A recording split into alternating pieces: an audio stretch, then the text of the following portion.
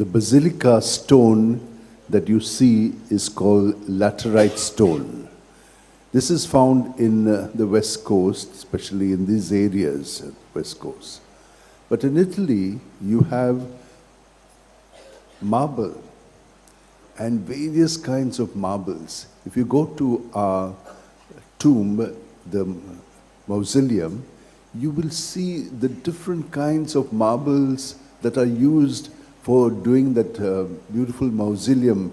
It was done in Firenze, means Florence, and brought here to Goa and put there in 1698. So in a quarry is a place where they take these stones. So in a quarry, they found one nice, kind of a slab, big one, and they said, we will make this. And there was a man who was there, a sculptor, who saw this stone, this piece of rock and marble, and he said, I want this. So they were saying, what is there in that? Anyway, he took it home, and then finally, when he had finished the work, it was so wonderful, and it looked so real. It was the Pieta, and it was lying in that stone. My dear sisters and brothers, you know what today the Lord has told us? Build yourself on rock. Jesus is the rock of our life. We are all built in Him because of our baptism. So we are inserted into Jesus. And Jesus' nature is in all of us.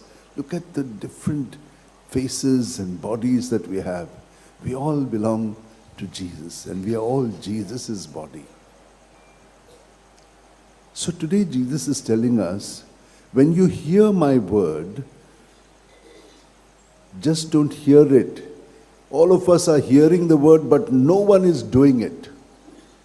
So go forth in peace and in love of the Lord to do the word of God. That is important. And how are we going to do it? The first reading is telling us, you look into God. And when you look into God, He tells you what He wants to do through you, the will of God, as it is told in the second reading. Will of God means our Heavenly Father. And the only one who has done the will of the Father who is in heaven is Jesus. And He is the rock who is in us. So you see the connection? Therefore, my dear sisters and brothers, let us not just take ourselves as only we-centered. No, I am not only centered on me. Jesus is in me and Jesus is in everyone. Then our whole understanding will change and we will say, the kingdom of heaven is here in your midst, Jesus tells us. And this is the preparation that we are doing.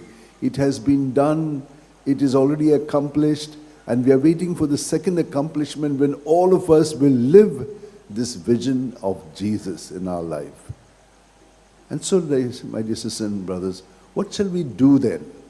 What are you going to do? You have heard me. What are you going to do? Jesus is carving me into that unique person of Him in me and me in Him. So what will you do? You have to be centered on Him. How will you do that? When we look into the mirror, whom do we see? We see Jesus. But what happens to us? We are seeing only ourselves.